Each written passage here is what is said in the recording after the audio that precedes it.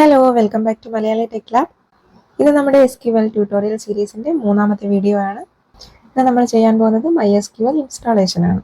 MySQLന്റെ community edition ആണ് നമ്മൾ install ചെയ്യാൻ പോകുന്നത്. ദെൻ MySQL വർക്ക് ബെഞ്ച് എങ്ങനെ സെറ്റപ്പ് ചെയ്യാമെന്ന് നോക്കാം.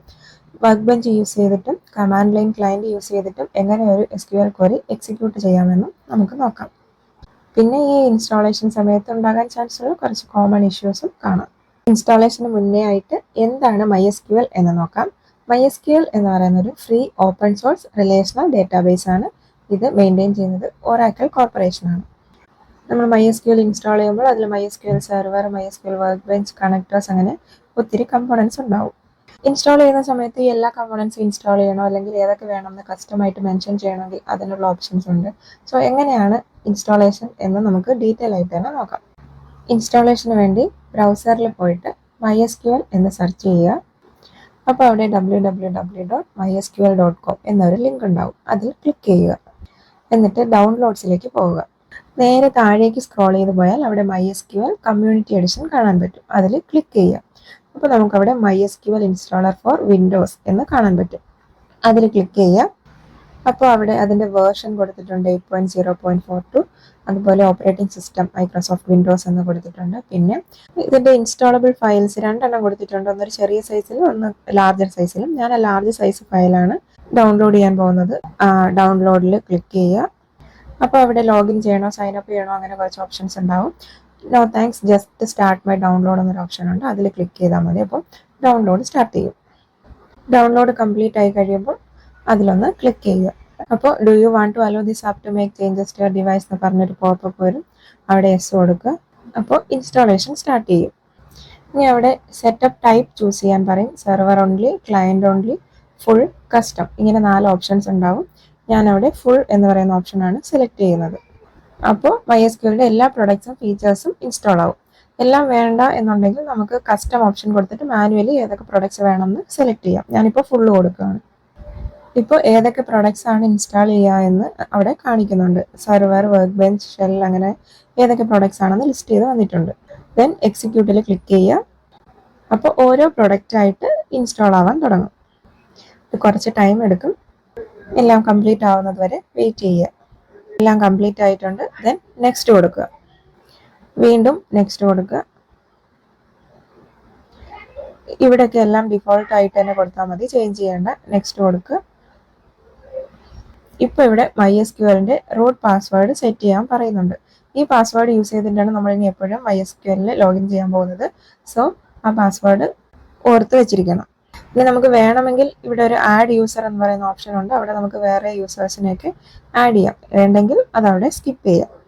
ദെൻ നെക്സ്റ്റ് കൊടുക്കുക. വീണ്ടും നെക്സ്റ്റ് കൊടുക്കുകയാണ്. ഞാൻ ഇവിടെ നിന്ന് ഒന്നും ചേഞ്ച് ചെയ്യുന്നില്ല. ഗ്രാൻഡ് ഫുൾ ആക്സസ് തന്നെ കൊടുക്കുകയാണ്. നെക്സ്റ്റ് അടിച്ചിട്ട് എക്സിക്യൂട്ട് കൊടുക്കുക. ഇപ്പോൾ കോൺഫിഗറേഷൻ സ്റ്റെപ്സ് എല്ലാം എക്സിക്യൂട്ട് ആയിക്കൊണ്ടിരിക്കുകയാണ്. അത് കംപ്ലീറ്റ് ആയി കഴിയുമ്പോൾ ഫിനിഷ് കൊടുക്കുക. വീണ്ടും നെക്സ്റ്റ് കൊടുക്കുക, ഫിനിഷ് കൊടുക്കുക. അപ്പോൾ അവിടെ ഓരോ പ്രൊഡക്റ്റിൻ്റെയും സ്റ്റാറ്റസ് ഒക്കെ കാണിച്ചിട്ടുണ്ട്. വീണ്ടും നെക്സ്റ്റ് കൊടുക്കുക. അപ്പോൾ നമ്മളോട് അവിടെ റൂട്ട് യൂസർ നെയിമിൻ്റെ പാസ്വേഡ് എൻ്റർ ചെയ്യാൻ പറയും. നമ്മൾ നേരത്തെ കൊടുത്ത പാസ്വേഡ് അതവിടെ എൻ്റർ ചെയ്യുക. എന്നിട്ട് ചെക്കിൽ ക്ലിക്ക് ചെയ്യുക. അപ്പോൾ നമ്മൾ കൊടുത്ത പാസ്വേഡ് കറക്റ്റ് ആണെങ്കിൽ അവിടെ കണക്ഷൻ സക്സീഡഡ് എന്ന് കാണിക്കും. ദെൻ നെക്സ്റ്റിൽ ക്ലിക്ക് ചെയ്യുക. എന്നിട്ട് എക്സിക്യൂട്ടിൽ ക്ലിക്ക് ചെയ്യുക.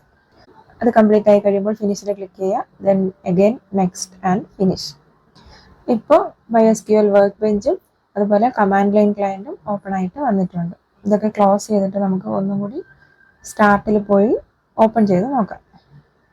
ഞാൻ സ്റ്റാർട്ടിൽ പോയിട്ട് MySQL എന്ന് സെർച്ച് ചെയ്യുമ്പോൾ അവിടെ MySQL work bench, command line client ഇതൊക്കെ കാണാൻ കഴിയും. ഞാൻ കമാൻഡ് ലൈൻ ക്ലയൻറ്റ് ഓപ്പൺ ചെയ്യാണ്. അപ്പോൾ എന്നോട് എൻ്റർ പാസ്വേഡ് എന്ന് ചോദിക്കും. നമ്മൾ നേരത്തെ കൊടുത്ത റൂട്ട് പാസ്വേഡ് എന്താണോ അത് അവിടെ കൊടുക്കുക, എൻ്റർ അടിക്കുക. ഇപ്പോൾ MySQL എന്ന് പറഞ്ഞൊരു ആരോ മാർക്ക് പോലെ കാണുന്നുണ്ട്. അവിടെയാണ് നമ്മൾ SQL ക്വറി ടൈപ്പ് ചെയ്യേണ്ടത്. ഞാനിപ്പോൾ ഞാൻ ഇൻസ്റ്റാൾ ചെയ്ത MySQLൻ്റെ വേർഷൻ എത്രയാണെന്ന് കണ്ടുപിടിക്കാൻ വേണ്ടിയിട്ടൊരു ക്വറി റൺ ചെയ്യുകയാണ്.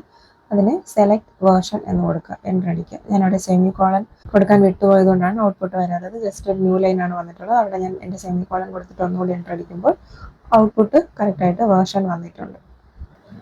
ഇതേ സെയിം കമാൻഡ് തന്നെ നമുക്ക് MySQL വർക്ക് ബെഞ്ചിലും റൺ ചെയ്ത് നോക്കാം.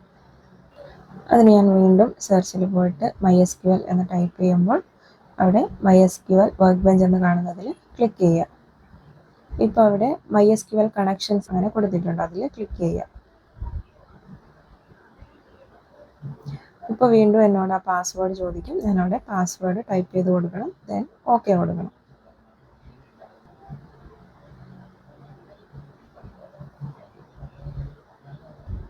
ഇപ്പോൾ MySQL വർക്ക് ബെഞ്ച് ഓപ്പൺ ആയിട്ട് വന്നിട്ടുണ്ട്.